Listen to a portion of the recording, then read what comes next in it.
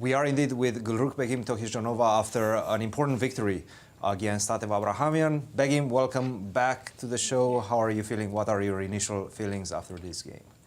I'm feeling all right. Tatev is, she's a very good friend of mine. That's why it's kind of like sad we had to play. So that's why I feel just sad that I beat my friend. And you guys also did some training together in preparation for the Olympiad. So you guys know each other, right? Yeah.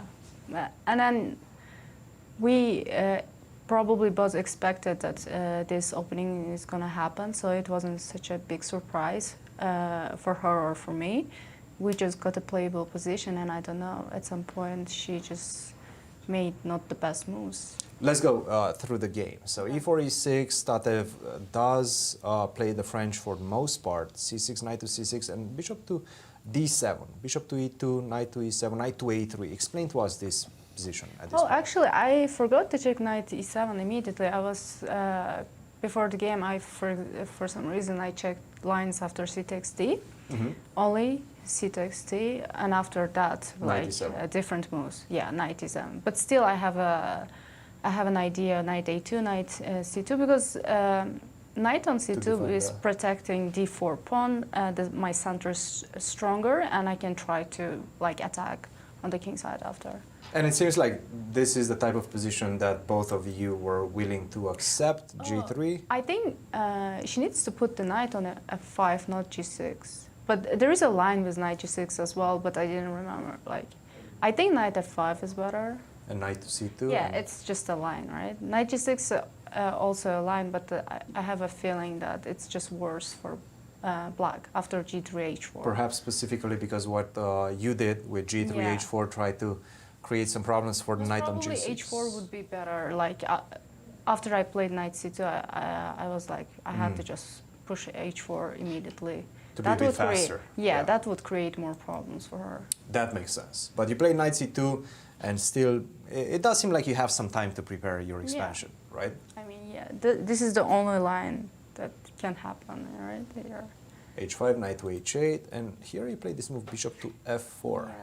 I wasn't sure. It feels like I'm putting some pressure on black center and the king side, but like I couldn't see how I can like improve the position, so I decided to develop, as my coach mentioned before. Yes, I remember our talks. So I just decided to develop. I was like, okay, let's see.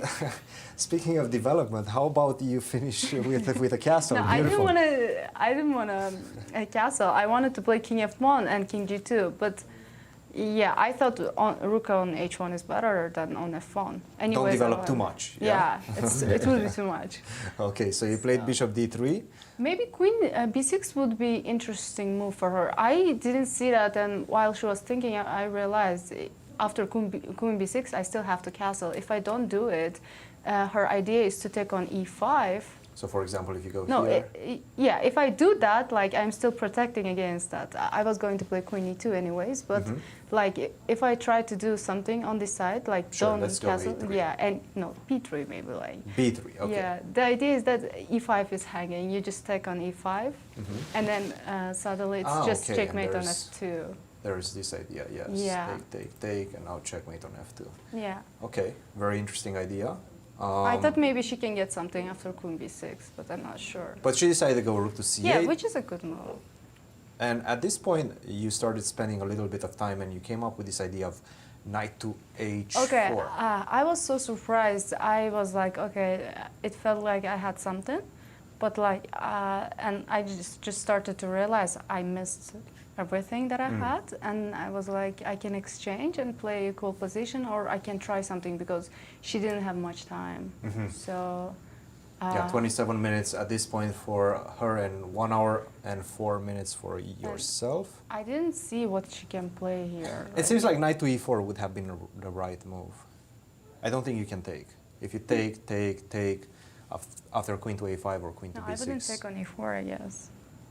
It seems like Yeah, the position. probably that would be better than what she did, right? Yes. Because my king is worse here than f1. Her pieces are very centralized, and you don't have time to castle because of bishop takes h4. And Yeah. actually, after knight to e4, bishop takes h4, or rook takes f4 is a Yeah, her big threat. position looks better. That's why I didn't want to play knight h4. I fought with myself there. Like, I was like, knight h4 shouldn't be right. And you were looking at ideas of knight g6, yeah, and trying Yeah. to sacrifice something. Because if I'm gonna like exchange the pieces, it's so easy for her to play.